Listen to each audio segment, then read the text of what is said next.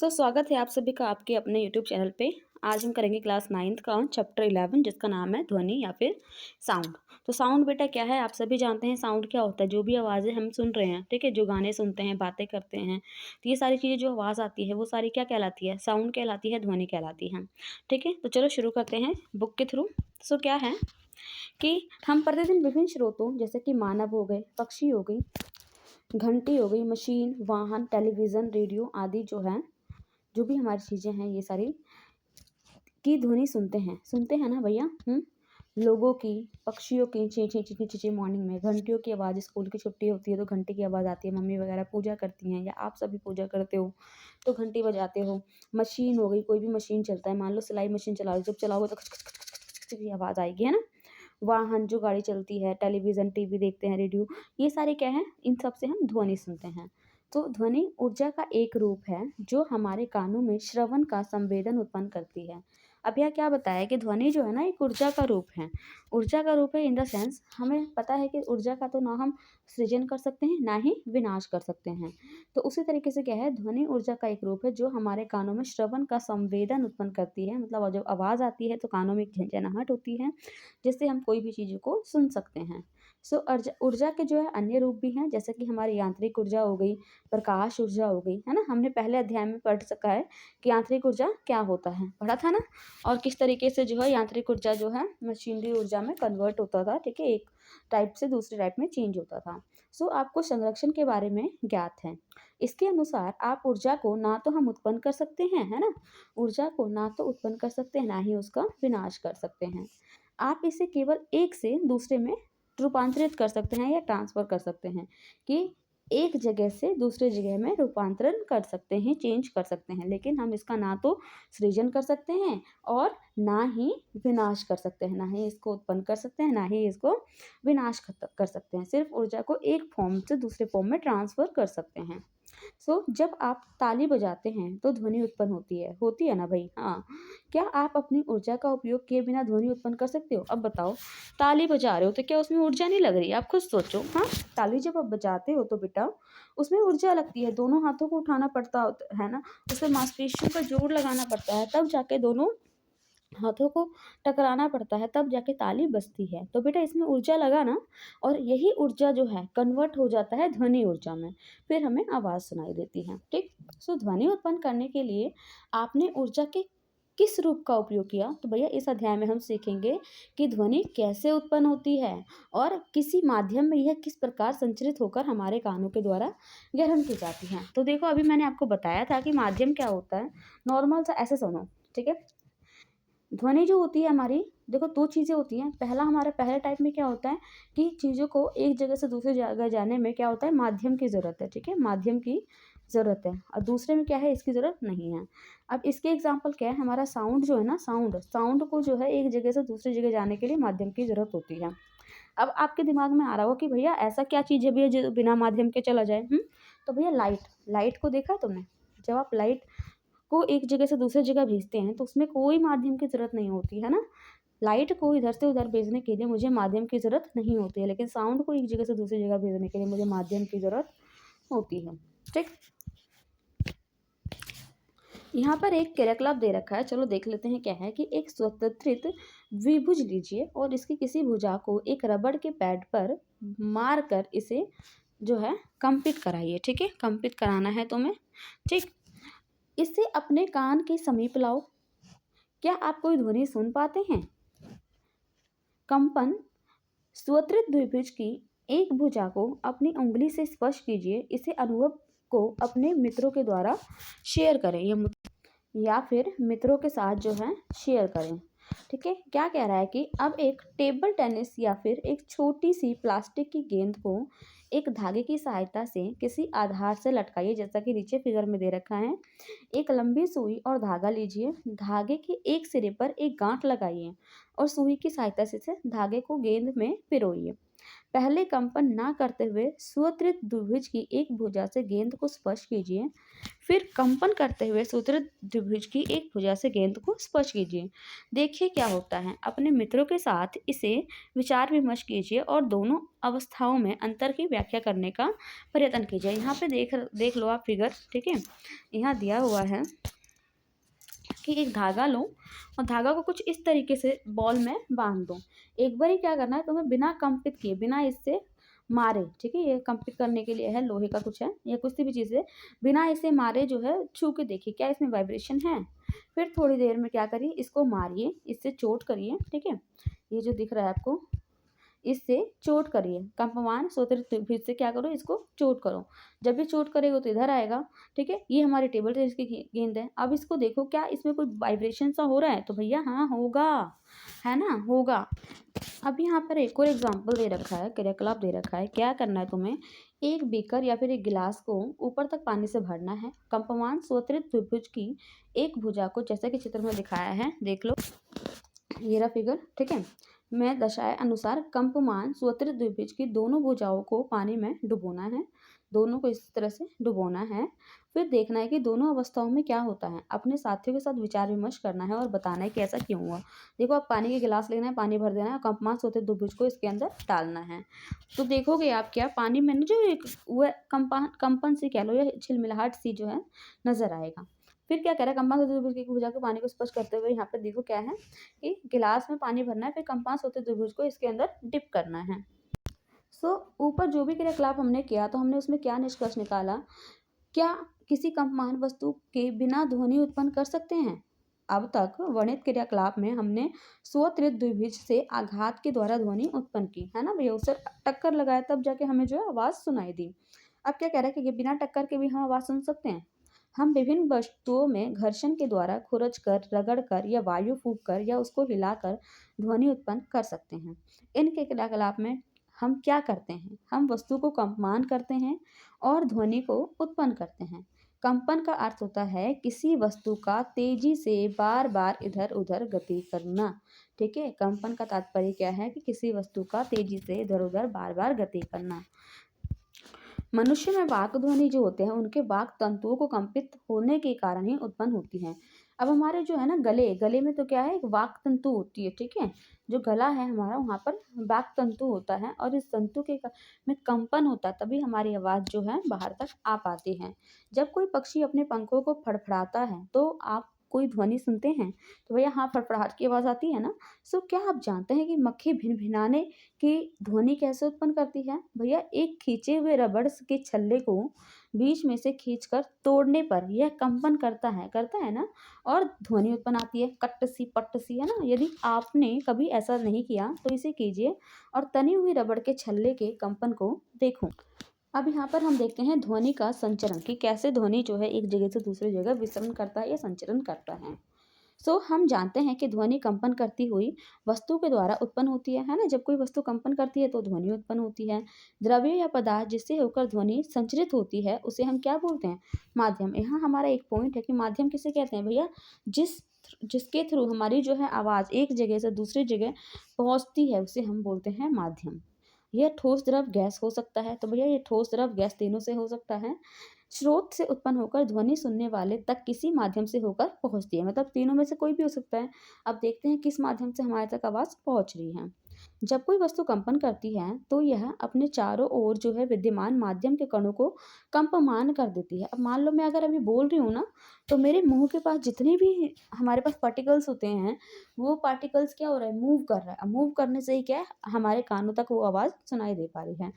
ये कण क्या है, कंपमान वस्तु से हमारे कानों तक स्वयं गति तक नहीं कर पहुँच पाती है ना।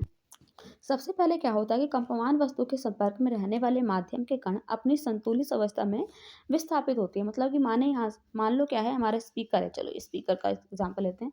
अब यहाँ से आवाज़ आई, ठीक है, अगर आवाज़ आई तो जो भी यहाँ पे हमारे पार्टिकल्स होते हैं उसमें मूवमेंट आता है। फिर वो इसे धक्का देता है, मतलब क्या है, हर एक पार्टिकल को ये पहला वाला धक्का देता है और हमारी आवाज़ जो है चारों ओर फैल जाती है, ठीक है। तो यही क्या कह रहा है कि हम जो है सबसे पहले कंपमान वस्तु के संपर्क में रहने वाले माध्यम के कण जो होते हैं अपनी संतुलित अवस्था से विस्थापित होते हैं। ये अपने समीप के कणों पर एक बल लगाते हैं, जिसके फलस्वरूप क्या होता है, निकटवर्ती कण अपनी विराम अवस्था से विस्थापित हो जाती है और फिर अगले को भी डिस्टर्ब करती है। सो निकटवर्ती कणों को विस्थापित करने के पश्चात प्रारंभिक कण अपने मूल अवस्थाओं में वापस लौट आते हैं। माध्यम में यह प्रक्रिया तब तक चलती रहती है जब तक कि ध्वनि आपके कानों तक नहीं पहुंच पाती। माध्यम में ध्वनि के कण या फिर विक्षोभ जो है माध्यम के कण जो नहीं होते हैं से होता हुआ संचरित करता है। जो तरंगे होती हैं एक विक्षोभ है जो किसी माध्यम से होकर गति करता है और माध्यम के कण निकटवर्ती कणों में गति को उत्पन्न कर देते हैं। ये कण इसी प्रकार की गति अन्य कणों में उत्पन्न कर सकते हैं। माध्यम के कण स्वयं आगे नहीं बढ़ते, लेकिन विक्षोभ आगे बढ़ जाता है। किसी माध्यम में ध्वनि के संचरण के समय ठीक ऐसा ही होता है, इसलिए ध्वनि को तरंग के रूप में जाना जाता है। ध्वनि की जो तरंगे होती हैं माध्यम के कणों की गति के द्वारा अभिलक्षित की जाती है और यांत्रिक तरंगे कहलाती हैं। ठीक है, आई होप कि यहाँ तक आपको क्लियर हो गया होगा। अब यहाँ दे रखा है यहाँ तक ये कहने का मतलब है कि जब हम कुछ भी बोलते हैं तो हमारे आसपास क्या है, ये स्पीकर है हमारा। ठीक है, ये स्पीकर है, हमारे आसपास पार्टिकल्स हैं, बहुत सारे पार्टिकल्स हैं ना, बहुत सारे पार्टिकल्स हैं। और ये पार्टिकल्स क्या होते हैं, यहाँ फैले हुए होते हैं। जब यहाँ से साउंड आता है तो ये पार्टिकल्स को क्या है, धक्का देता है और ये धक्का दे करके खुद अपनी वेग पे आ जाता है। पहले ये धक्का देता है और फिर अपनी जगह पे आ जाता है, मतलब कि यहाँ जो पार्टिकल्स है उसको मूव कर देता है। ये ठीक इसको अगले वाले को करता है और फिर अपनी जगह पे आ जाता है।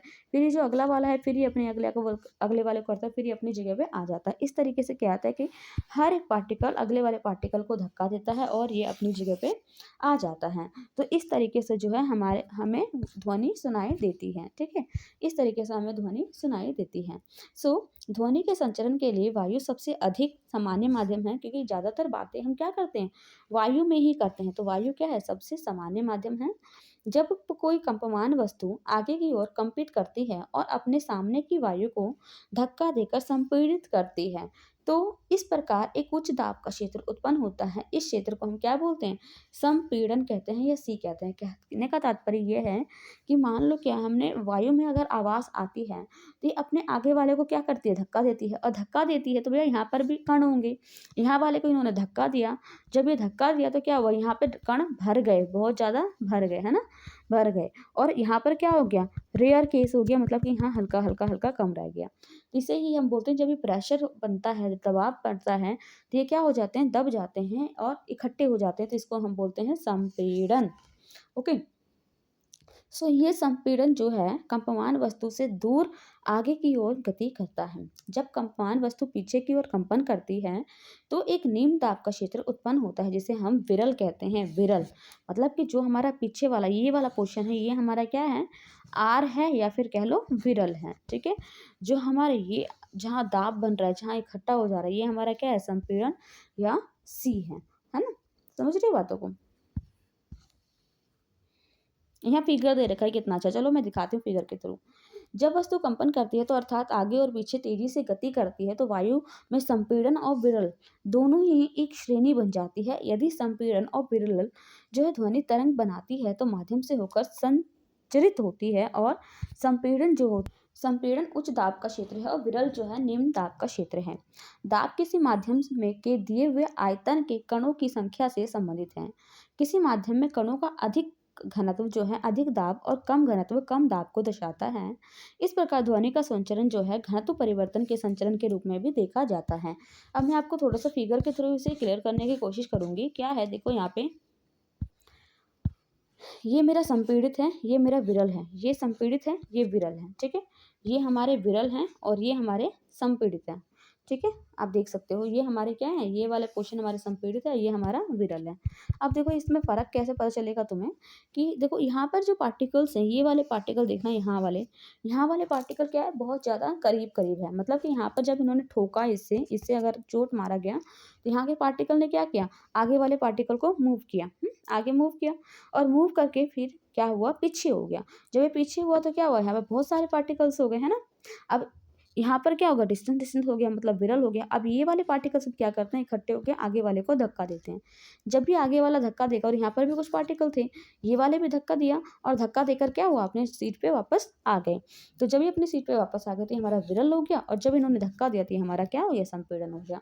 फिर यही प्रोसेस हमारा दोबारा चला। ठीक है, तो इसे ही हम क्या बोलते हैं, संपीड़न और विरल की अवस्था। मतलब कि हम अगर बातें करते हैं, मान लो अगर हम बातें करते हैं, बातें के थ्रू से मैं आपको समझाने की कोशिश करूँ तो क्या होता है, जब मैं बात करती हूँ, जब मेरी आवाज़ निकली यहाँ से, ठीक है, या इन्होंने टक्कर मारा या फिर आवाज़ निकली, तो क्या हुआ, यहाँ पे जो पार्टिकल्स थे, ये सारे आगे की ओर मूव करे, आगे की ओर मूव किया। जब आगे की ओर मूव किया तो यहाँ के पार्टिकल पहले भी थे, यहाँ से पार्टिकल आए तो ये इकट्ठा होकर क्या हो गया, ज़्यादा हो गया।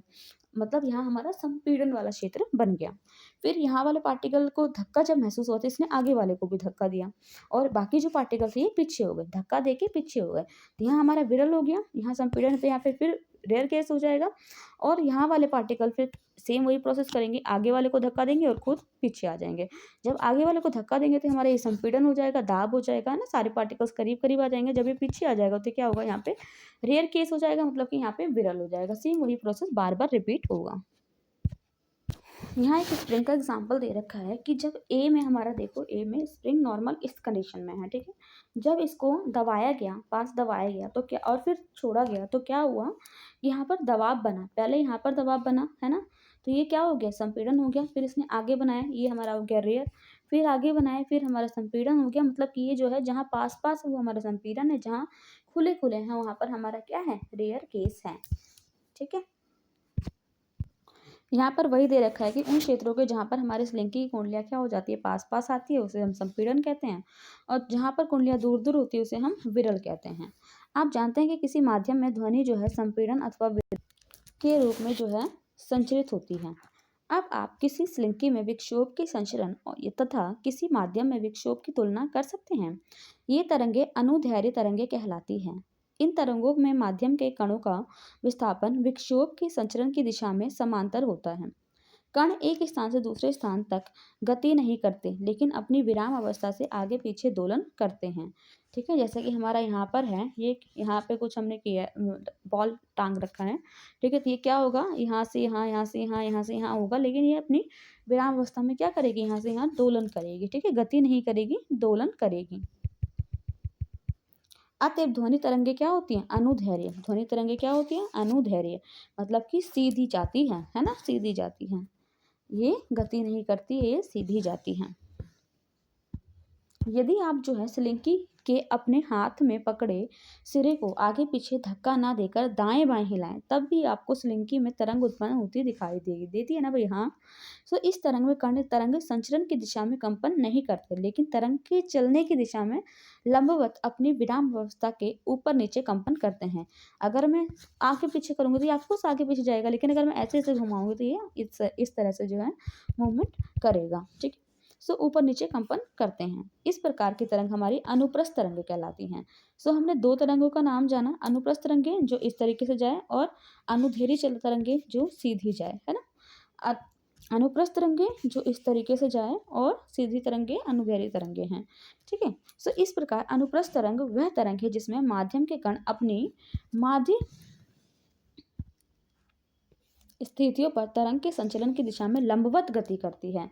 ठीक है, और किसी तालाब में पत्थर का टुकड़ा फेंकने पर जल की सतह पर दिखाई देने वाली तरंग अनुप्रस्थ तरंग का एक उदाहरण है, क्योंकि ऊपर की ओर आता है। प्रकाश भी क्या है, अनुप्रस्थ तरंग है, मतलब कि वो सीधे जाता है। किंतु प्रकाश में दोलन जो है माध्यम के कणों या उनके दाब या घनत्व में नहीं होते। प्रकाश तरंगे यांत्रिक तरंगे नहीं हैं। आप अनुप्रस्थ तरंगों के बारे में अधिक जानकारी उच्च कक्षाओं में प्राप्त करेंगे, ऐसा कुछ दे रखा है। ध्वनि तरंग के अभिलक्षण। किसी ध्वनि तरंग के निम्न अभिलक्षण होते हैं क्या, आवृत्ति, आयाम और वेग। क्या होते हैं, आवृत्ति, आयाम और वेग। आवृत्ति मतलब कितनी बार कर रहा है, आयाम मतलब कितना है, और वेग हमारा क्या है, किस स्पीड से चल रहा है। ठीक है, ध्वनि तरंग को ग्राफी के रूप में हम दिखाएंगे, देख रखा है, फिगर दे रखा है, अभी मैं दिखाती हूँ। प्रदर्शित करता है कि जब ध्वनि तरंग किसी माध्यम में गति करती है तो घनत्व तथा दाब कैसे परिवर्तन होता है। किसी निश्चित समय पर माध्यम का घनत्व, दाब दोनों ही उसके क्या औसत मान से ऊपर और नीचे दूरी के साथ परिवर्तित होते हैं। अब यहाँ फिगर देख लो थोड़ा सा, ये रहा फिगर, ठीक है। ये फिगर आप देख लो, देख लिया होप सो। यहाँ पर क्या दिख रहा है आपको? घनत्व की विभिन्नताएं किस तरीके से है। यहाँ पर क्या है, बूंद बूंद में स्पीकर ध्वनि का सोन इस तरीके से जा रहा है। फिर दूसरे में हमारा क्या है, दाब बहुत ज़्यादा दिखाई दे रहा है। तीसरे में हमारा घनत्व या दाब क्या चेंजेस आ रहे हैं, वो सारी चीज़ें दे रखा है। देखो मैं आपको बता देती हूँ। ये रहा, ये इस जब हम आवाज़ करते हैं, जब कोई वॉइस इस तरीके से वो एक जगह से दूसरी जगह जाता है, जो हमारा डिस्टेंस यहाँ से यहाँ तक का होता है या यहाँ से यहाँ या तो यहाँ से यहाँ, ये हमारा क्या कहलाता है, लैम्डा, ठीक है। लैम्डा, लैम्डा, ठीक है। और ये हमारा क्या होता है, डिस्टेंस होता है, कितना डिस्टेंस है औसत हमारा, ये हमारा मीन होता है। हायर होता है, लोअर होता है, ये हमारा मीन होता है। चलो आ जाओ, हम अपने शीट पे आते हैं, दोबारा अपने पेज पर आते हैं। जो हमारा संपीड़न वह क्षेत्र है जहाँ पर कण आसपास आ जाते हैं, मतलब पास पास आ जाते हैं। इन्हें वक्र के ऊपरी भाग में दिखाया जाता है। तो संपीड़न का है ऊपरी भाग में दिखाया जाता है, जैसे कि ये है ना, सॉरी, ये तो ये हमारा ऊपर वाला क्या है, संपीड़न चित्र में दिखाया गया है। शिखर अधिकतम संपीड़न के क्षेत्र को प्रदर्शित करता है। ये जो ऊपर है ना, ये हमारा अधिकतम संपीड़न को दिखाता है कि भाई यहाँ पर बहुत ज़्यादा चीज़ें पास पास हैं। इस प्रकार संपीड़न वह क्षेत्र है जहाँ घनत्व तथा दाब दोनों ही अधिक होता है। यहाँ पर हमारा घनत्व और दाब दोनों ही अधिक होता है। वही विरल हमारा क्या है, नीचे वाला। ये जब ऐसा आएगा फिर ये नीचे वाला, ठीक है। ये ऐसे आएगा, ये नीचे वाला। तो ये हमारा क्या कहलाता है कि विरल होता है। विरल निम्न दाब के क्षेत्र हैं जहाँ पर कण क्या होते हैं, दूर दूर हो जाते हैं। उन्हें घाटी से प्रदर्शित किया जाता है। इसको हम क्या बोलते हैं, घाटी बोलते हैं, ठीक है। घाटी का नाम दिया जाता है। शिखर ऊपर वाले को शिखर, ठीक है, और नीचे वाले को घाटी, ठीक। होप सो आपको ये चीज़ समझ आ गया हो। सो शिखर को तरंग या का श्रृंग या घाटी को गर्त कहा जाता है। तो शिखर को हम क्या बोलते हैं, श्रृंग, और घाटी को गर्त, ठीक है। शिखर को क्या बोलते हैं, श्रृंग, और घाटी को गर्त। शिखर को श्रृंग और घाटी को गर्त, नीचे वाले को गर्त, ऊपर वाले को श्रृंग, ठीक। सो दो क्रमागत जो है संपीड़न C अथवा दो क्रमागत विरल R के बीच की दूरी हमारा तरंग धैर्य कहलाता है। अब ये तरंग धैर्य क्या है, तो क्या कह रहा है कि दो क्रमागत, ठीक है, दो क्रमागत, एक दो या फिर ये एक दो, ये जो है दूरी होती है, ये हमारा क्या कहलाता है, तरंग धैर्य। क्या कहलाता है, तरंग धैर्य। सो तरंग धैर्य को साधारणतः लैम्बडा के द्वारा दिखाया जाता है। मतलब कि जो हमारा डिस्टेंस है ना, उसे हम लैम्बडा के द्वारा दिखाते हैं। कुछ इस तरीके से बनता है, ठीक है, आप बना लेना। लैम्बडा का जो SI मात्रक होता है वो मीटर होता है। क्या होता है, मीटर होता है। अब यहाँ दे रखा है कि हेनरिच रुडोल्फ हर्ट्ज का जो जन्म हुआ था, कब हुआ था, 1857 फरवरी 22 को हैमबर्ग जर्मनी में हुआ था, और उनकी शिक्षा बर्लिन विश्वविद्यालय में हुई थी। उन्होंने जेसी मैक्सवेल के जो है विश्व विद्युत चुम्बकीय सिद्धांत के प्रयोगों के द्वारा पुष्टि की। उन्होंने रेडियो, टेलीफोन, टेलीग्राफ तथा टेलीविज़न के भी भविष्य में विकास की नींव रखी। उन्होंने प्रकाश विद्युत प्रभाव की भी खोज की, जिसके बाद में अल्बर्ट आइंस्टाइन ने व्याख्या की। आवर्ती के SI मात्रक का नाम उसके सम्मान में रखा गया, हर्ट्ज, ठीक है। इसको हम डिनोट करते हैं HZ से, ठीक। तो आवर्ती में हमें ज्ञात होता है कि कोई घटना कितनी बार जल्दी जल्दी घटित हो रहा है। मान लीजिए आप किसी, मतलब कि 1 सेकंड में कितनी बार घटित हो रहा है, इसका कहने का तात्पर्य यह है। सो मान लीजिए आप किसी ढोल को पीट पीट कर बजा रहे हैं। आप ढोल को 1 सेकंड में जितनी बार पीटते हैं, वह उस ढोल को की आवृत्ति कहलाती है, ठीक। हम जानते हैं कि जब ध्वनि किसी माध्यम में संचरित करती है तो माध्यम का घनत्व, हम जानते हैं कि जब ध्वनि जो है किसी माध्यम से गुजरती है या फिर पास होती है, तो माध्यम का जो घनत्व होता है अधिकतम तथा न्यूनतम मान के बीच होता है, ठीक है। सो घनत्व के अधिकतम मान से न्यूनतम मान तक परिवर्तन में और पुनः अधिकतम मान तक जाने पर एक दोलन पूरा होता है। कहने का तात्पर्य यह है कि अधिकतम से न्यूनतम आने और फिर दोबारा अधिकतम पे जाने में जो पूरा टाइम लेता है, वो हमारा क्या है, एक दोलन कहलाता है। सो एकांक समय में आपको डेफिनेशन दे रखी है क्या, कि एकांक समय में इन दोलनों की कुल संख्या ध्वनि तरंग की आवृत्ति कहलाती है। तो ध्वनि तरंग की आवृत्ति क्या है, कि एक पर्टिकुलर समय में जितने दोलन हो रहे हैं, जितने दोलन है उसको गिन करके आप लिखिए वही इसकी क्या है, आवृत्ति कहलाती है। ओके, हालांकि 1 सेकंड में जितनी भी बार दोलन हो रहा है उसे हम आवृत्ति कहते हैं।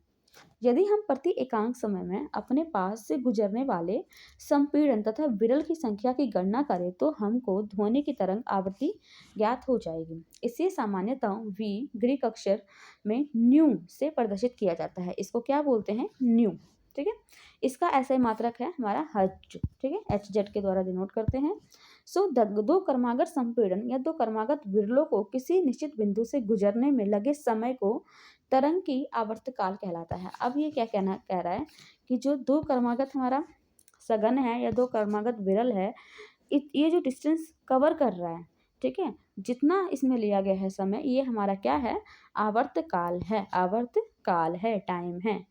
आप ये कह सकते हैं कि एक संपूर्ण दोलन में लिया गया समय ध्वनि की क्या है, तरंग या फिर आवर्तकाल। ठीक है, आवर्तकाल।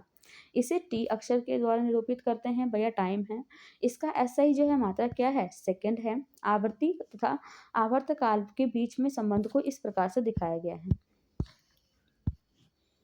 v equal to I by T. ठीक है, इस प्रकार एक उच्च त्वरित की ध्वनि से हमें ज्ञात होता है कि किसी बिंदु से एकांक समय में संपीड़न और विरल की अधिक संख्या गुजरती है। ओके, किसी आर्केस्ट्रा या वाद्यवृंद में वायलिन तथा बांसुरी एक ही समय बजाई जा रही है या जा सकती है। दोनों ध्वनियाँ एक ही माध्यम वायु में चलती हैं और हमारे कानों तक एक ही समय पर पहुँचती है। दोनों ही स्रोतों की ध्वनियाँ एक ही चाल से चलती हैं, लेकिन जो ध्वनियाँ हम ग्रहण करते हैं वे भिन्न भिन्न है। ऐसा ध्वनि से जुड़े विभिन्न अभिलक्षण के कारण है तारतम्य, इसमें एक अभिलक्षण है। ठीक है, क्या है वो, तारतम्य। किसी उत्सर्जित ध्वनि की आवृत्ति को मस्तिष्क किस प्रकार अनुभव करता है उसे ही हम क्या करते हैं, कहते हैं तारतम्य। कुछ ध्वनि हमें अच्छी लगती है, कुछ बुरी लगती है ना, उसी तरीके से। किसी स्रोत का कंपन जितनी शीघ्रता से होता है, आवृत्ति उतनी ही अधिक होती है और उसका तारतम्य भी उतना ही अधिक होता है। जितनी जल्दी जल्दी पीटा जाएगा उतनी ही तेज आवृत्ति रहेगी, उतना ही अधिक हम सुन पाएंगे। इसी प्रकार जिस ध्वनि का तारतम्य कम होता है उसकी आवृत्ति भी कम होती है, टाइम भी कम लगता है, जैसा कि चित्र में दिखाया गया है। यहाँ फिगर में दे रखा है कि तरंग विक्षोभ। अब निम्न तारत की ध्वनि क्या है कि धीरे धीरे धीरे धीरे धीरे जा रही है, तो इसमें क्या है, समय ज़्यादा लग रहा है। वही क्या है, हमारी मृदु ध्वनि या फिर जल्दी वाले देख लो, उच्च ताप वाली, ये ऐसे ऐसे ऐसे जा रहा है। ठीक है, ऐसे ऐसे जल्दी जल्दी जा रहा है, इसमें समय हमारा कम लग रहा है। हमारा मध्यम है जो थोड़ा सा इससे कम, इससे ज़्यादा जा रहा है, इससे तेज और इससे कम, जिसमें टाइम इसके मुकाबले कम लग रहा है, इसके मुकाबले कम लग रहा है और इसके मुकाबले ज़्यादा लग रहा है। ठीक है, अब ये लंबा लंबा है तो प्रबल ध्वनि, इसमें क्या है, इसमें जो है टाइम जिस मतलब कि जितनी तेज़ी से आपकी कोई आवाज़ जा रही है उसमें टाइम उतना ही अधिक लगेगा या कम वाले में कम लगेगा। ओके, आई होप कि ये चीज़ आपको क्लियर हो गया हो। नहीं हुआ तो एक बार और फिर मैं बता दे रही हूँ। क्या कह रहा है कि अगर मेरी कोई ध्वनि धीरे धीरे जा रही है, ठीक है, तो टाइम ज़्यादा लगेगा और इसमें आवृत्ति क्या होगी, कम होगी। 1 सेकंड में आवृत्ति कम होगी क्योंकि धीरे धीरे जा रहा है। यही क्या है, इसमें हमारी आवृत्ति ज़्यादा होगी और टाइम कम लगेगा। इसमें आवृत्ति कम है, टाइम ज़्यादा लग रहा है, इसमें टाइम कम है और आवृत्ति ज़्यादा है। ठीक है, सेम अगर ये मीडियम है तो मीडियम की तरह वर्क करेगा। इस प्रकार जिस ध्वनि का तारतम्य कम होता है उसकी आवृत्ति भी कम होती है, जैसा कि चित्र में दिखाया गया है। विभिन्न आकार तथा आकृति की वस्तुएं विभिन्न आवृत्तियों के साथ कंपन करती है और विभिन्न तारतम्य की ध्वनियां उत्पन्न करती हैं। किसी माध्यम में मूल स्थिति के दोनों ओर अधिकतम विक्षोभ को तरंग का आयाम कहते हैं। इसे साधारणतः अक्षर ए के रूप में निरूपित करते हैं। ए के द्वारा जो है हम इसको डिनोट करते हैं। ठीक है, जैसा कि दिखा रखा है फिगर में, फिगर आप देख लीजिएगा। ध्वनि के लिए इसका मात्रक दाब या घनत्व का मात्रक होगा। ध्वनि की प्रबलता अथवा मृदुलता को मूलतः इसके आयाम से ज्ञात की जाती है। यदि हम किसी मेज पर धीरे से चोट मारें तो हमें एक मृदु ध्वनि सुनाई देगी, क्योंकि हम कम ऊर्जा की ध्वनि तरंग उत्पन्न करते हैं। यदि हम मेज पर जोर जोर से चोट मारें तो हमें प्रबल ध्वनि सुनाई देगी ना, और जोर जोर से करेंगे तो फटाफट फटाफट फटाफट करेंगे, है ना, और धीरे धीरे करेंगे तो कम टाइम में करेंगे, ज़्यादा टाइम लेंगे। क्या आप इसका कारण बता सकते हैं? उत्पादक स्रोत से निकलने के पश्चात ध्वनि तरंग क्या होती है, फैल जाती है। स्रोत से दूर जाने पर इसका आयाम और प्रबलता दोनों ही क्या होते हैं, कम होते जाते हैं, मतलब कि स्पीड कम हो जाती है। प्रबल ध्वनि अधिक दूरी पर चली जाए क्योंकि यह अधिक ऊर्जा से संबंध होता है। प्रबल जो फटाफट होती है तो वो अधिक दूरी तक जाती है, क्यों? इसमें अधिक ऊर्जा लगी होती है। सो में समान आवृत्ति की प्रबल तथा मृदु ध्वनि की तरंग आकृतियां प्रदर्शित की गई। यहाँ फिगर दे रखा है, इसमें क्या है जो मैंने आपको दिखा दिया है कि इसमें किस तरीके से काम कर रहा है। सो ध्वनि की यह गुणवत्ता वह क्या है? टिम्बर है, वह अभिलक्षण है जो हमें समान तारत्व तथा प्रबलता की दो ध्वनियों में अंतर करने में सहायता करता है। एकल आवृत्ति की ध्वनि को टोन कहते हैं। अनेक आवृत्तियों के मिश्रण से उत्पन्न ध्वनि को हम बोलते हैं स्वर, नोट। और यह सुनने में सुखद लगती है। शोर, नॉइज जो होती है हमारी कर्णप्रिय नहीं होती है। शोर हमें अच्छा नहीं लगता, लेकिन संगीत सुनने में हमें अच्छा लगता है, सुखद लगता है। ठीक है। सो तरंग के किसी बिंदु जैसे कि एक संपीड़न या एक विरल के द्वारा एकांक समय में तय की गई दूरी को तरंग का वेग कहलाता है। ठीक है, तरंग का वेग कहलाता है। तो वेग क्या होता है बेटा? दूरी बाई समय, है ना, हमने अभी पढ़ा था। Speed equal to distance by time. अब हमने दूरी को क्या पढ़ा? जो हमारा एक तरंग के बीच का दूरी यहाँ से यहाँ तक हो या फिर यहाँ से यहाँ तक का हमने दूरी क्या बताया था? लैम्डा। और यही तो है। तो हमने क्या किया? दूरी को हटाया, लैम्डा से विस्थापित कर दिया। टाइम तो हमारा टाइम ही है। और साथ ही साथ हमने लैम्डा को 1/t के रूप में देखा था। तो हमने क्या किया? 1/t को लैम्डा v से हमने डिनोट कर दिया। v को हमने 1/t, जैसे हमने न्यू पढ़ा था, है ना, क्या पढ़ा था? न्यू। एक बार मैं देख दूँ, हमने पढ़ा था न्यू, है ना, इसको न्यू, जो छोटा v था उसे हमने न्यू पढ़ा था। और न्यू क्या था? 1/t। ओके, ये 1/t। तो हम क्या करेंगे? इसको लैम्डा इंटू 1/t लिख सकते हैं। ये फॉर्मूला बन रहा है, जस्ट लैम्डा बाई 1/t लिख सकते हैं। यहाँ तक कोई परेशानी? आई होप सो आपको ये चीज़ें क्लियर हो रही हो। हमने जो है लैम्डा को, न्यू को 1/t लिखा था, तो अब हमने 1/t हटा करके क्या लिख दिया? न्यू लिख दिया। तो हमारा जो क्या आ गया? v की वैल्यू लैम्डा और न्यू। ओके, तो ये हमारा फॉर्मूला जनरेट हो गया। सो हमारा वेग क्या है? वेग, वेलोसिटी, तरंग दैर्ध्य लैम्डा इंटू आवृत्ति जो हमारी है। ठीक है। सो किसी माध्यम के लिए समान भौतिक परिस्थितियों में ध्वनि का वेग सभी आवृत्तियों के लिए लगभग क्या रहता है? स्थिर। यहाँ पर एक एग्जाम्पल दे रखा है कि किसी ध्वनि की तरंग की आवृत्ति दे रखी है। यहाँ पर देखो आवृत्ति दे रखी है 2 किलो हर्ट्ज और उसकी तरंग दैर्ध्य दे रखी है 35 सेंटीमीटर और दूरी दे रखी है 1.5 किलोमीटर। में कितना समय लगेगा?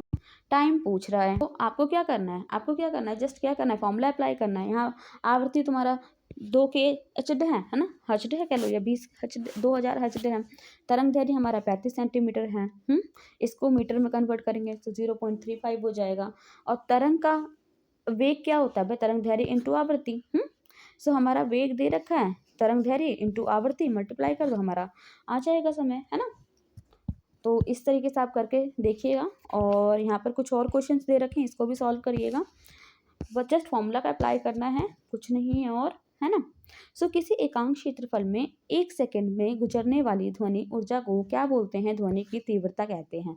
सिंपल सी बात है, 1 सेकंड में जो है कितनी तेजी से हमारी ध्वनि जो है जा रही है, उससे हम उसकी तीव्रता पर डिपेंड करता है।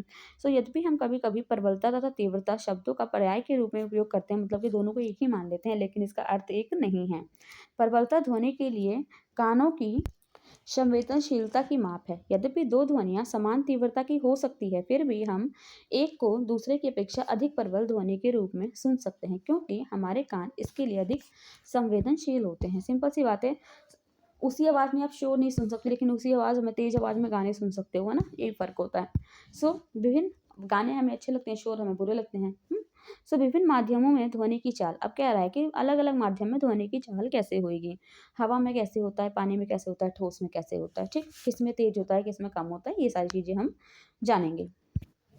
सो किसी माध्यम में ध्वनि एक निश्चित चाल से संचारित होती है, मतलब कि चलती है। किसी पटाखे या तड़ित के गर्जन की ध्वनि प्रकाश की चमक दिखाई देने के कुछ देर बाद सुनाई देती है। मतलब कहने का ये है कि जब भी बादल या बिजली होता है या पटाखे फोड़ते हैं, क्रैकर्स जलाते हैं, तो हमें जो है ना प्रकाश पहले नजर आती है, ध्वनि बाद में सुनाई देती है। ऐसा क्यों होता है? सो ऐसा इसलिए होता है कि ध्वनि की चाल जो है प्रकाश की चाल से बहुत ही कम है। ध्वनि जो है धीरे चलती है और लाइट तेजी से चलता है।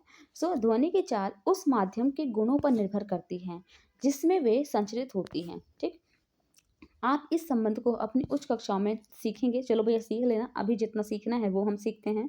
सो किसी माध्यम में ध्वनि की चाल माध्यम के ताप पर निर्भर करती है। ठीक है, ताप मतलब कि टेम्परेचर पर निर्भर करती है।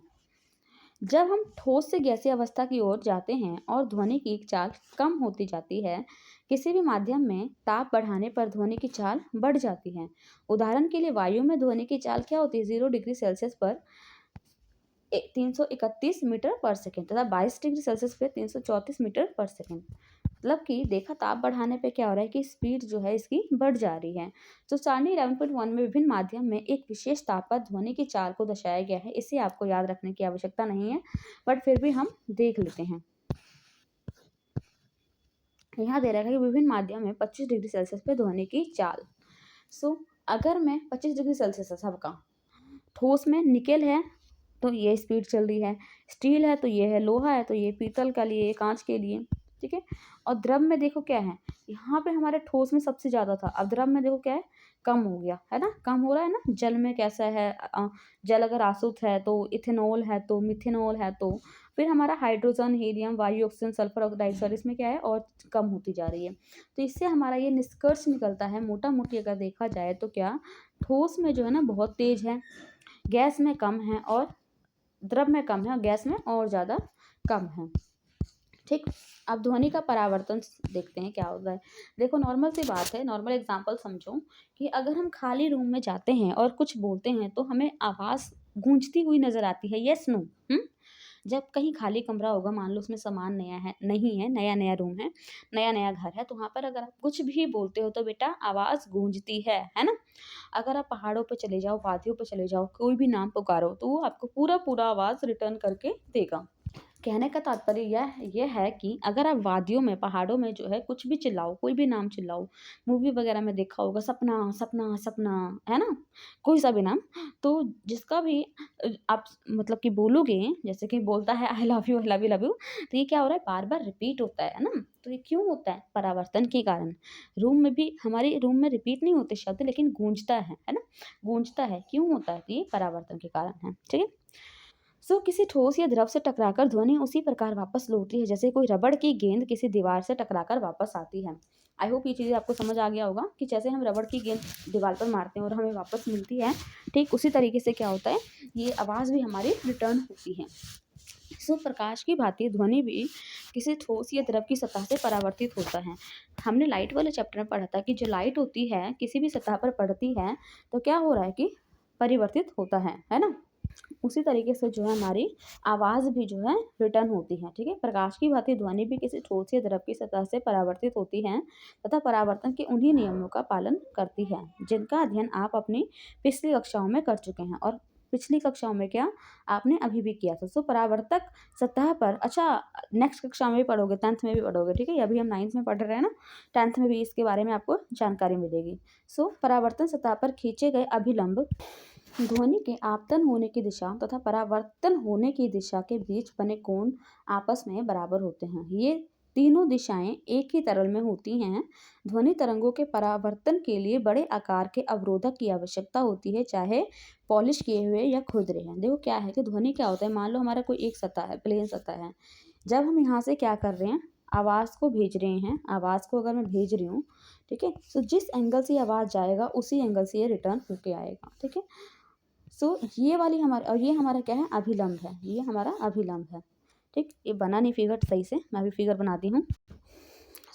ये वाली जो किरण है, ये वाली किरण, पहली वाली हमारी आपतन किरण है, पहली वाली क्या है, ये हमारी आपतन है और ये हमारा परावर्तन है, ठीक है। इसे हम इंसिडेंट बोलते हैं, इसे रिफ्लेक्टिव कहते हैं।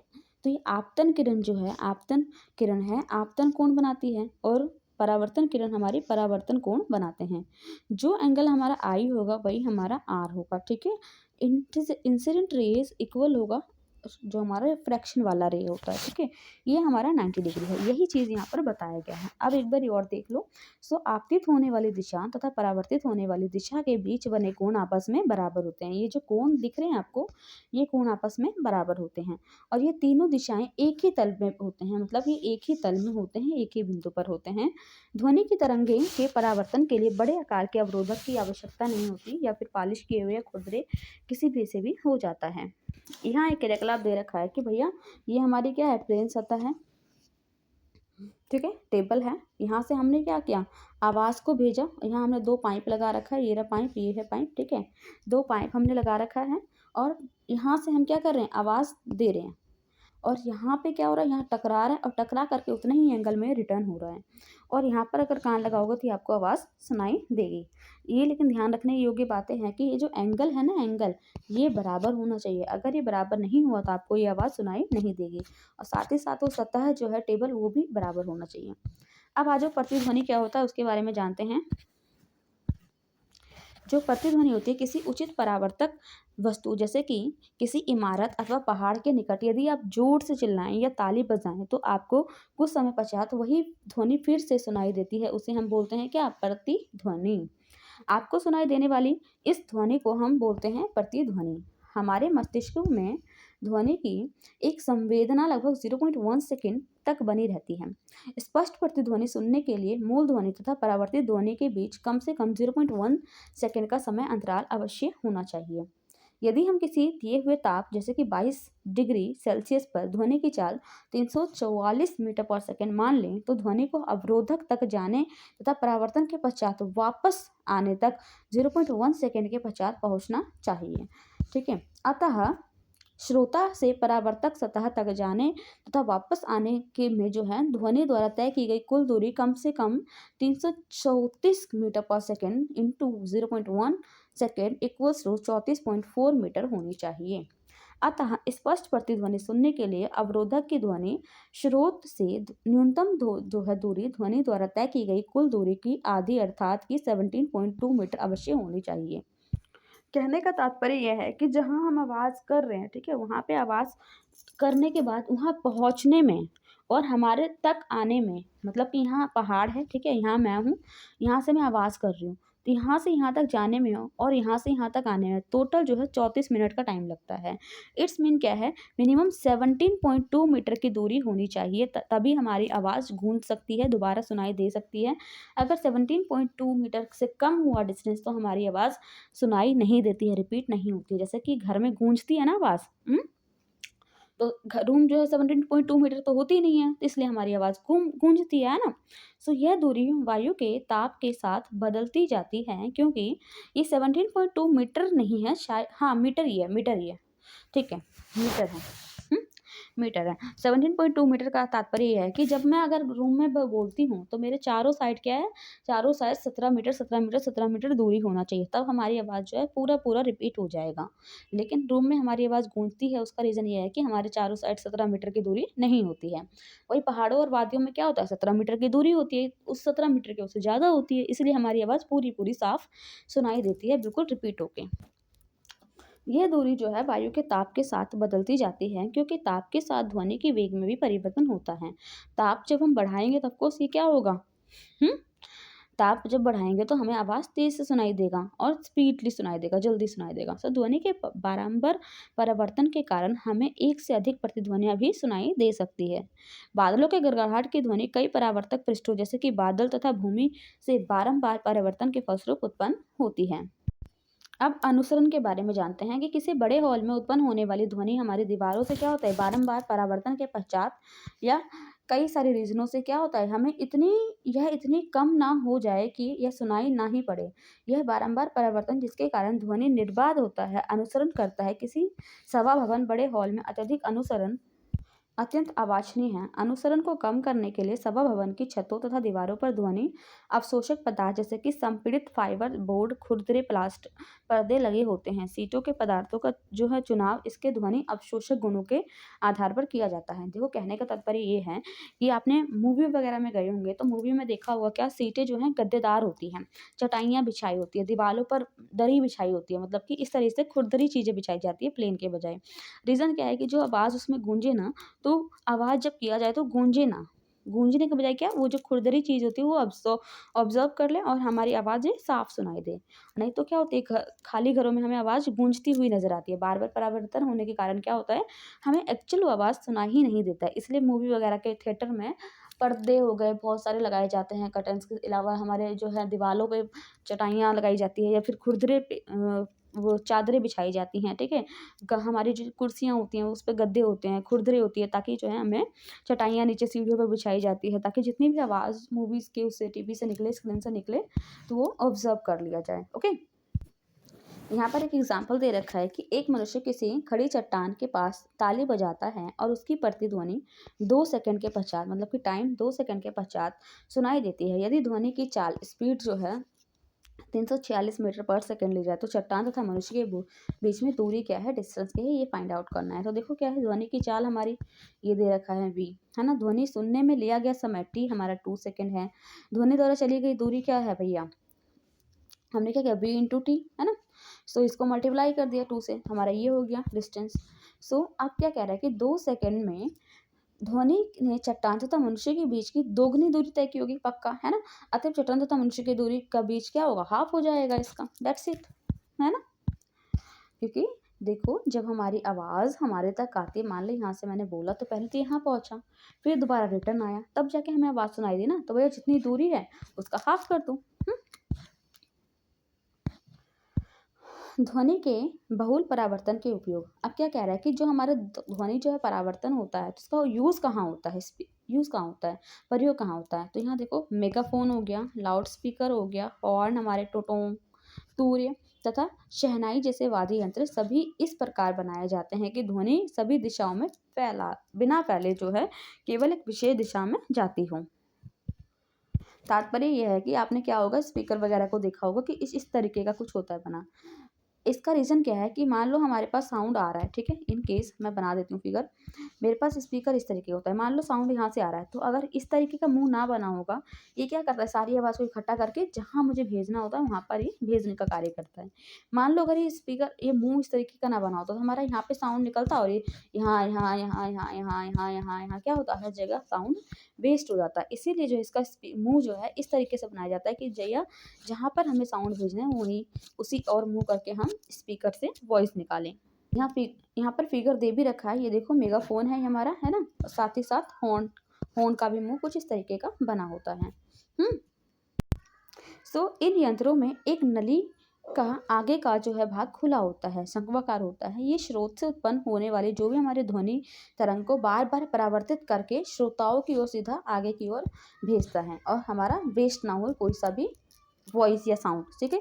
स्टेथोस्कोप जो है एक चिकित्सीय यंत्र है जो डॉक्टर लगाए रखते हैं, जो शरीर के अंतर्मुखी हृदय और फेफड़ों में उत्पन्न होने वाली ध्वनि को सुनने के काम में आता है, ठीक है। स्टेथोस्कोप में रोगी के हृदय की धड़कन को ध्वनि बार बार परावर्तन के पश्चात डॉक्टर के कानों में भेज देते हैं। यहाँ पर आप देख सकते हो, ये देखो स्टेथोस्कोप कुछ इस तरीके का होता है ना। यहाँ से हमारी जो है धड़कनों से आवाज़ सुनी जाती है और इसमें इस तरीके से मूव करते हुए डॉक्टर के कानों में सुनाई देता है। ये हमारी जो है धड़कन की आवाज़ देख रखा है कि किस तरीके से जाता है। ये वायर आपको दिख रहा होगा, है ना। इसमें ऐसे ऐसे ऐसे ऐसे ऐसे ऐसे मूवमेंट करके हमारी जो है आवाज़ डॉक्टर के कानों तक जाता है। हार्ट से सीधा इस वायर से होते हुए डॉक्टर के कान तक जा रहा है, आप देख सकते हो अच्छे से। कंसर्ट हॉल, सम्मेलन कक्षा तथा सिनेमा हॉल की छतें वक्राकार बनाई जाती हैं, जिसमें से कि परावर्तन के पश्चात ध्वनि हॉल के सभी भागों में पहुंच जाए। जैसा कि हमारे फिगर में देखा रखा है कि छतें वहाँ पे कैसे होती है, इस तरीके का होता है, ठीक है। ऐसा क्यों होता है कि जब स्पीकर से आवाज़ निकले ना तो सीधा जहाँ हमारे ऑडियंस बैठे हुए हैं वहाँ पर उनके कानों में सुनाई दे। अगर ये ऐसा छत ना होता, मान लो सीधा होता, तो क्या होता, दीवालों पे इसका परावर्तन होकर फिरने जाता, जो वॉइस जाती तो उसका कोई फ़ायदा नहीं था, क्योंकि बहुत सारी वॉइस हमारी वेस्ट हो जाती। इसीलिए उसकी जो छतें होती हैं वक्राकार बनाई जाती है ताकि ऑडियंस के पास परावर्तन होकर सीधे आवाज़ जाए। कभी कभी वक्राकार ध्वनि पट्टों को मंच के पीछे रख दिया जाता है, जिससे कि ध्वनि पट्ट के परावर्तन के पश्चात समान रूप से पूरे हॉल में फैल जाए। ये ध्वनि पट है, ठीक है, ये ध्वनि पट है। यहाँ से आवाज़ को भेजा जा रहा है, ये हमारा आवाज़ है, यहाँ से आवाज़ को भेजा जा रहा है और ये आवाज़ क्या कर रहा है, परावर्तन कर करके बिल्कुल जहाँ मेरा ऑडियंस है वहाँ पर भेज दे रहा है, ठीक है। तो इस तरीके से भी हम रखते हैं बड़े बड़े हॉल में ताकि आवाज़ जो है वेस्ट हुए बिना सीधा श्रोता के कानों तक जाए। अब यहाँ पर देखो दे रखा है कि श्रव्यता का परिचय, कि आखिर हम कितनी तेज़ आवाज़ सुन सकते हैं और कितना धीमा आवाज़ सुन सकते हैं, कि कितने से कितने डिस्टेंस के बीच में हम सुन सकते हैं। तो भैया 20 एजेट से 20,000 एजेट के बीच के हम आवाज़ को, स्पीकर को या फिर वॉइस को सुन सकते हैं। हम जो है सभी आवृत्ति की ध्वनियों को नहीं सुन सकते हैं। मनुष्य में ध्वनि की श्रव्यता का परिसर लगभग 20 हर्ट्ज से 20,000 हर्ट्ज, जैसे कि हमारा 1 हर्ट्ज इक्वल टू 1 साइकिल पर सेकंड तक होता है। ठीक है, 5 वर्ष से कम आयु के बच्चे तथा कुछ जंतु जैसे कि हमारे डॉग हो गए, वो 25 हर्ट्ज तक की ध्वनि ही सुन सकते हैं, इससे ज़्यादा की ध्वनि नहीं सुन पाएंगे। ठीक है, जो जो व्यक्ति की आयु बढ़ती जाती है उनके कान का उच्च आवृत्ति के लिए कम सुग्राही होते जाते हैं। 20 हर्ट्ज से कम आवृत्ति की ध्वनियों को अवश्रव्य ध्वनि कहते हैं, कि मतलब उससे नीचे वाली ध्वनि को हम सुन ही नहीं सकते। यदि हम अवश्रव्य ध्वनि को सुन पाते तो हम किसी लोलक के कंपनों को उसी प्रकार सुन पाते जैसे कि हम किसी मक्खी पंख के जो होते हैं पंख के कंपनों को सुन पाते हैं। अब यहाँ क्या दे रखा है कि राइनोसिरस एक गैंडा है जो 5 हर्ट्ज की तक की ध्वनि हुई आवृत्ति की अवश्रव्य ध्वनि का उपयोग करके अपने जो भी संपर्क स्थापित करता है, मतलब कि रिलेशन बनाता है। ठीक है, वेल हो गया हमारा, हाथी हो गया, अवश्रव्य ध्वनि परिसर की ध्वनियां उत्पन्न करते हैं, ऐसी ध्वनियां उत्पन्न करते हैं जो वो आपस में ही सुन सकते हैं, हम नहीं सुन सकते हैं। ये देखा गया है कि कुछ जंतु हमारे भूकंप के पहले बहुत ज़्यादा परेशान हो जाते हैं। उसका रीज़न यही है कि उनको इतनी कम आवाज़ वाली ध्वनि भी सुनाई दे देती है और वो डिस्टर्ब हो जाते हैं, क्योंकि उन्हें तो पता है कि भैया संकट आने वाला है। भूकंप मुख्य प्रघाती तरंगों से पहले निम्न आवृत्ति की अवश्रव्य ध्वनि उत्पन्न करती है, जो कि एनिमल वगैरह ही सुन सकते हैं। कुछ एनिमलों में ये चीज़ आवाज़ सुनने की क्षमता होती है, जो संभवतः जंतुओं को सावधान कर देती है। अब 20 किलो हर्ट्ज से अधिक आवृत्ति की ध्वनि को पराश्रव्य ध्वनि या पराध्वनि कहते हैं, इसको भी हम सुन नहीं सकते हैं। अब देखो, डॉल्फिन हो गया हमारा, चमगादड़ हो गया, पारपाइस जैसे जंतु पराध्वनि उत्पन्न करते हैं, जिसे हम नहीं सुन सकते हैं। अब कुछ प्रजाति के जो हमारे शलभों, हमारे मोथ के श्रवण यंत्र अत्यंत सुग्राही होते हैं, मतलब बहुत ज़्यादा एक्टिव होते हैं। शलभ चमगादड़ों द्वारा उत्पन्न उच्च आवृत्ति की ची ची की ध्वनि को सुन सकती हैं। उन्हें अपने आसपास उड़ते हुए चमगादड़ के बारे में जानकारी मिल जाती है और इस प्रकार वे स्वयं को पकड़े जाने से बचा लेते हैं। चूहे भी पराध्वनि उत्पन्न करके कुछ खेल खेलते हैं। कहने का तात्पर्य यह है कि इनको ना इन सब चीज़ों की आवाज़ सुनाई दे देती है अपनी सेफ्टी के लिए, है ना। एनिमल वगैरह को मान लो वो सारी आवाज़ें सुनाई देती हैं तो अपनी सेफ्टी के लिए एक जगह से दूसरी जगह मूवमेंट कर लेते हैं।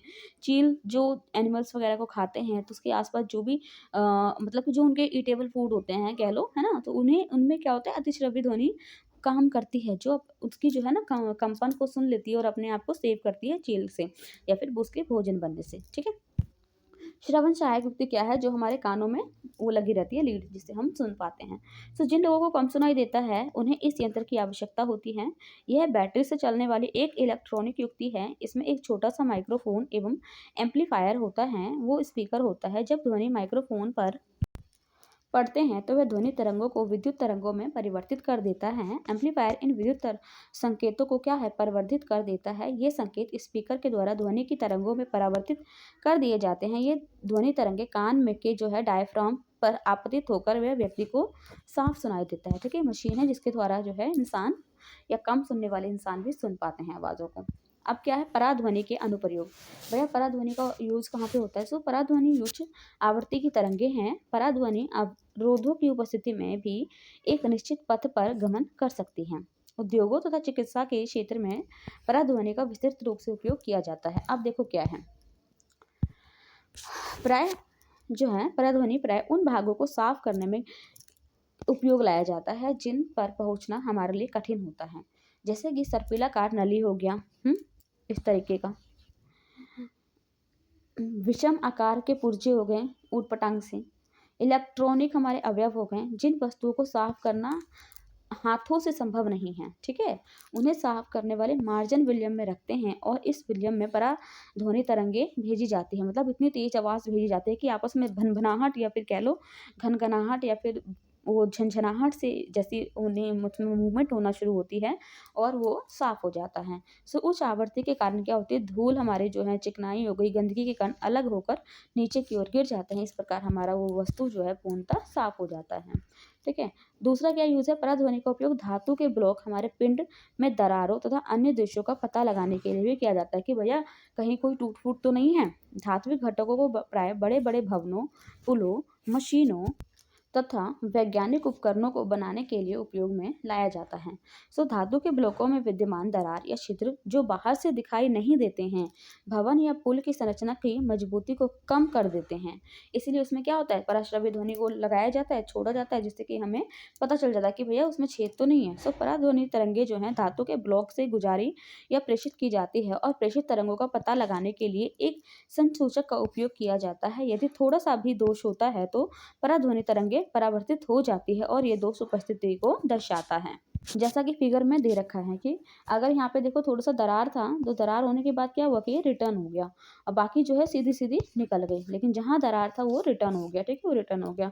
तो इसका यूज़ करते हैं देखो बड़े बड़े भवन बनाने में। अगर हम मान लो टूटी फूटी चीज़ों का यूज़ कर लें तो हमारा जो है भवन वीक हो जाएगा, कमज़ोर हो जाएगा, जिससे कि हमारा मजबूती नहीं देगा। ठीक है, तो इसलिए इसका एक बार रिएक्शन कर लिया जाता है। ठीक है। सो साधारण ध्वनि जिसकी तरंगदैर्घ्य अधिक होती है, दोषयुक्त स्थान के कोणों से मुड़कर संसूचक तक पहुंच जाती है। इसलिए इस ध्वनि का उपयोग इस कार्य के लिए नहीं किया जा सकता है। पराध्वनि तरंगों को हृदय के विभिन्न भागों से परावर्तित कराकर हृदय का प्रतिबिंब बनाया जाता है कि किस तरीके से हमारा हृदय दिखाओ बना हुआ है। ठीक है, इस तकनीक को हम क्या बोलते हैं, यूकोकार्डियोग्राफी, ईसीजी। ठीक है, कई बार कहता है ना ईसीजी करवाओ, ईसीजी कराओ डॉक्टर, जिनका डॉक्टर से रिलेशन होगा, इन शॉर्ट क्या मतलब कि जिनको डॉक्टर के पास जाना पड़ा होगा, जिन्होंने ईसीजी वगैरह करवाया होगा, तो वो जो ईसीजी में है इसी तरंगों का यूज़ किया जाता है। पराध्वनि संसूचक एक ऐसा यंत्र है जो पराध्वनि तरंगों का उपयोग करके मानव शरीर के आंतरिक अंगों को का जो है प्रतिबिंब प्राप्त करने के लिए काम में लाया जाता है। मतलब कि इसको गुजारा जाता है, फिर जैसे जैसे जहाँ जहाँ से वो परावर्तित होता है वैसा वैसा हम फिगर बना लेते हैं।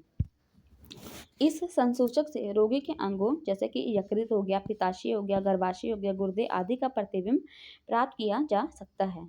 यह संसूचक जो है शरीर की असामान्यताएं जैसे कि पित्ताशय या गुर्दों में पथरी, विभिन्न अंगों में जो है अवरोध या फिर ट्यूमर का पता लगाने में सहायता करता है। इस तकनीक में पराध्वनि जो है तरंगे शरीर के ऊतकों में गमन करती है और उस स्थान से परावर्तित हो जाती है जहां ऊतक के घनत्व में परिवर्तन होता है। इसके पश्चात इन तरंगों को क्या करते हैं, विद्युत संकेतों में परिवर्तित कर दिया जाता है, जिससे कि हम उस अंग का प्रतिबिंब बना लेते हैं। इन प्रतिबिंबों को मॉनिटर पर प्रदर्शित किया जाता है। यह फिल्म पर मुद्रित कर लिया जाता है, जैसे कि हमारा जो एक्सरे वगैरह होता है। ठीक है, तो इस तकनीक को हम क्या बोलते हैं, अल्ट्रासोनोग्राफी। ठीक है, अल्ट्रासोनोग्राफी का उपयोग गर्भकाल में भ्रूण की जांच तथा उसके जन्मजात दोषों और उसकी वृद्धि की अनियमितताओं का पता लगाने में किया जाता है। पराध्वनि का उपयोग गुर्दों की छोटी पथरी को बारीक कणों में तोड़ने के लिए भी किया जाता है। ये कण बाद में मूत्र के द्वारा जो है बाहर निकल जाते हैं। ठीक है, अब देखते हैं कि हमने ओवरऑल क्या सीखा। ठीक है, तो देखो हमने क्या सीखा, सबसे पहले कि ध्वनि विभिन्न वस्तुओं में कंपन करने के कारण उत्पन्न होती है। ध्वनि किसी द्रव्यमान माध्यम में अनुदैर्ध्य तरंगों के रूप में संचरित होती है। ध्वनि माध्यम में क्रमागत संपीड़न और विरल के रूप में संचरित करती है, जैसे कि हमने देखा था, है ना। ध्वनि संचरण में माध्यम के कण आगे नहीं बढ़ते, केवल विक्षोभ ही संचरित होती है। ओके, ध्वनि के अधिकतम मान से न्यूनतम मान और पुनः अधिकतम मान में परिवर्तन से एक दोलन पूरा होता है, जैसे कि हमारा ये। ठीक है, अधिकतम से न्यूनतम फिर अधिकतम, तो ये हमारा क्या हुआ, एक दोलन। वह न्यूनतम दूरी जिस पर किसी माध्यम का घनत्व या दाब आवर्ती रूप में अपने मान की पुनरावृत्ति करता है, वह हमारा ध्वनि का तरंगदैर्घ्य कहलाता है, जिसे हम बोलते हैं लैम्डा। तरंग द्वारा जो है माध्यम के घनत्व में एक संपूर्ण दोलन में लिए गए समय को आवर्तकाल टी के द्वारा हम निरूपित करते हैं। एकांक समय में होने वाले दोलन की कुल संख्या को आवर्ती कहते हैं, जिसे हम v के द्वारा दिखाते हैं, 1/t के द्वारा डिनोट करते हैं। ध्वनि का वेग हमारा v होता है, आवृत्ति हमारा इसे न्यू के द्वारा दिखाते हैं, तरंगदैर्घ्य हमारा लैम्डा है, संबंध इनका क्या है, v = लैम्डा। ठीक है, तो ध्वनि की चाल मुख्यतः संचरित होने वाले माध्यम की प्रकृति तथा ताप पर निर्भर होती है। ताप बढ़ाने से क्या होगा, ध्वनि की चाल बढ़ जाती है, ताप कम करने से ध्वनि की चाल जो है कम हो जाती है। ध्वनि के परावर्तन के नियम के अनुसार ध्वनि के आपतन होने की दिशा तथा परावर्तन होने की दिशा परावर्तन सतह पर खींचे गए अभिलंब के समान कोण बनाते हैं। ये तीनों कोण एक ही तल पे होते हैं, जैसे कि हमने देखा था, है ना। स्पष्ट प्रतिध्वनि सुनने के लिए मूल ध्वनि तथा परावर्तित ध्वनि के बीच कम से कम 0.1 सेकेंड का समय अंतराल अवश्य होना चाहिए। किसी सभागार में ध्वनि निर्बत बारंबार परिवर्तन के कारण क्या होता है, इसे अनुसरण करते हैं, जैसे कि गूंजने की आवाज़ सुनाई देती है। ध्वनि के अभिलक्षण जैसे कि तारत्व हो गया, प्रबलता हो गया, गुणता हो गया, संगत तरंगों के गुणों के द्वारा निर्धारित होते हैं। प्रबलता ध्वनि की तीव्रता के लिए कानों की शारीरिक अनुक्रिया है। किसी एकांक क्षेत्रफल से 1 सेकंड में गुजरने वाली ध्वनि ऊर्जा को ध्वनि तीव्रता कहलाती है। मानव में ध्वनि की श्रव्यता की आवृत्ति का औसत जो है 20 से 20,000 किलो हर्ट्ज होता है। श्रव्यता के परास से कम आवृत्तियों की ध्वनि को हम अवश्रव्य ध्वनि तथा श्रव्यता के परास से अधिक आवृत्ति वाली ध्वनि को हम बोलते हैं पराश्रव्य ध्वनि। ध्वनि के चिकित्सा तथा प्रौद्योगिकी क्षेत्रों में अनेक उपयोग है, जैसे कि हमने पढ़ा। इसी के साथ हमारा चैप्टर होता है कंप्लीट। मिलते हैं नए चैप्टर में। Till then have a nice day. Thank you.